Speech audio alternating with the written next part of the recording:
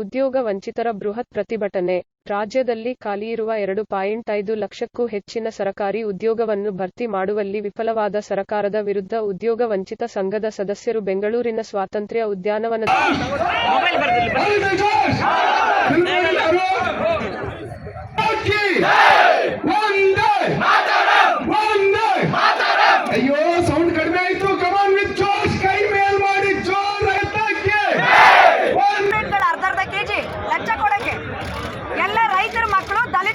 Sir ಎಲ್ಲಿಂದ ತರ್ತಾರೆ ಕೋಟಿ ಕೋಟಿ? ಅವ್ರು ಕೇಳೋದು ಇವ್ರಿಗೂ ಎಟ್ಟಕ್ಬಾರ್ದ ಸರ್ಕಾರಿ ಕೆಲಸ? ಬರೀ ಕೋಟ್ಯಾಧೀಶರಿಗೆ ಮಾತ್ರ ಎಟ್ಟಕ್ಬೇಕಾ ಸರ್ಕಾರಿ ಕೆಲಸ? ಅದಕ್ಕೆ ಅವ್ರ ಕೈಲೇನಾಗುತ್ತೆ, ಆ ಲಂಚ ಕೊಡ್ತಾ ಇದ್ದಾರೆ. ತಗೊಂಡು ಅವರು ಕೆಲಸ ಕೊಡಕ್ಕೆ ಹೇಳಿ. ಮೇಡಮ್ ಈ ಕಡೆ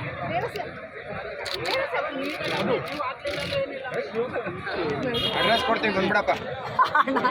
ಬೇಜಾರು ಮಾಡ್ಕೋಬೇಡಿ, ಸ್ಟೂಡೆಂಟ್ಗಳು ಫ್ರಸ್ಟ್ರೇಟ್ ಆಗಿದೆ.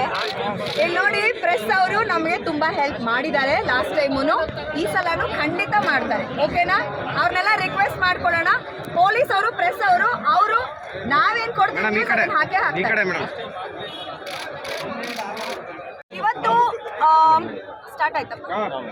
ಇವತ್ತು ಫ್ರೀಡಂ ಪಾರ್ಕ್ ಅಲ್ಲಿ ಎಲ್ಲ ಕರ್ನಾಟಕದ ಯುವ ಜನತೆ, ವಿದ್ಯಾವಂತ ಯುವ ಜನತೆ, ಬುದ್ಧಿವಂತ ಯುವ ಜನತೆ ಅಂತ ಹೇಳಕ್ ಇಷ್ಟಪಡ್ತೀನಿ. ಯಾಕೆಂದ್ರೆ ಎಲ್ಲರೂ ಕಾಂಪಿಟೇಟಿವ್ ಎಕ್ಸಾಮ್ ಬರೀಬೇಕು ಅನ್ನೋ ಕಾನ್ಫಿಡೆನ್ಸ್ ಇರೋರು ಇಲ್ಲಿ ಸೇರಿ ಪ್ರತಿಭಟನೆ ನಡೆಸ್ತಿದ್ದಾರೆ ಅಂದ್ರೆ ಲೈಬ್ರರಿಲಿ ಕೂತ್ಕೊಂಡು ಓದ್ತೆ ಒಂದು ರೀಸನ್ ಇದೆ.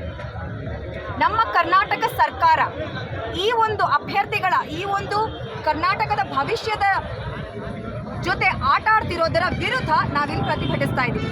ಮೊದಲು ಇಲ್ಲಿ ಒಬ್ರು ಅಭ್ಯರ್ಥಿ ಅವರ ಒಂದು ಕಥೆನ ಹೇಳ್ತಾರೆ, ಅದನ್ನ ಕೇಳಿ. ಜೋರ ಮಾಡಿ. ಒಂದು ಸ್ಟೂಡೆಂಟ್ ಆಗಿ ಬಂದಿಲ್ಲ, ನನಗೆ ಒಂದು ತಾಯಿಯಾಗೂ ಬಂದಿದ್ದೀನಿ.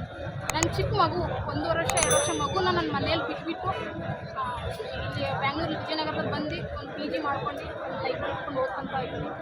ಈ ಸಮಸ್ಯೆನ ನಾನು 5 ವರ್ಷದ ಅನುಭವಿಸ್ತಿರೋದು. ಸೊ 3 ವರ್ಷದ ಸ್ಟಡಿ ಮಾಡ್ತಾ ಇದ್ದೀನಿ. ನೋಟಿಫಿಕೇಷನ್ ಆಗುತ್ತೆ, ನೋಟಿಫಿಕೇಷನ್ ಆದಮೇಲೆ ಎಕ್ಸಾಮ್ ಇನ್ಯಾವಾಗೋ ಆಗುತ್ತೆ, ರಿಸಲ್ಟ್ ಇನ್ಯಾವಾಗೋ ಬಿಡ್ತಾರೆ, ರಿಸಲ್ಟ್ ಬಿಟ್ಟಾದ್ಮೇಲೆ ಇನ್ಯಾವುದೋ ನೆಪ ಹೇಳ್ತಾರೆ, ಇನ್ಯಾವುದೋ ಸ್ಕ್ಯಾಮ್ ಆಗುತ್ತೆ, ಅದು ರಿಸಲ್ಟ್ ಬಂದು ಇನ್ನೊಂದು ಯಾವಾಗಲೂ ಸ್ಟೇಟ್ಮೆಂಟ್ ಕೊಡ್ತಾರೆ. ಸೊ ಇವಾಗ ಅಪ್ಕಮಿಂಗ್ ಎಲೆಕ್ಷನ್ ಇದೆ. ಸೊ ಕೋಡ್ ಆಫ್ ಕಂಡಕ್ಷನ್ಗಿಂತ ಮುಂಚೆನೇ ನಮಗೆ ನೋಟಿಫಿಕೇಷನ್ ಆಗಬೇಕು. ಇದು ನನಗೆ ಒಬ್ಬಳಿದೆ ಅಂತಲ್ಲ, ಎಷ್ಟೋ ಗೃಹಿಣಿಯರು ಸಹ ನಮ್ಮ ಜೊತೆ ಕೂತ್ಕೊಂಡು ಓದ್ಕೊತಾ ಇದ್ದಾರೆ. ಇವೇನು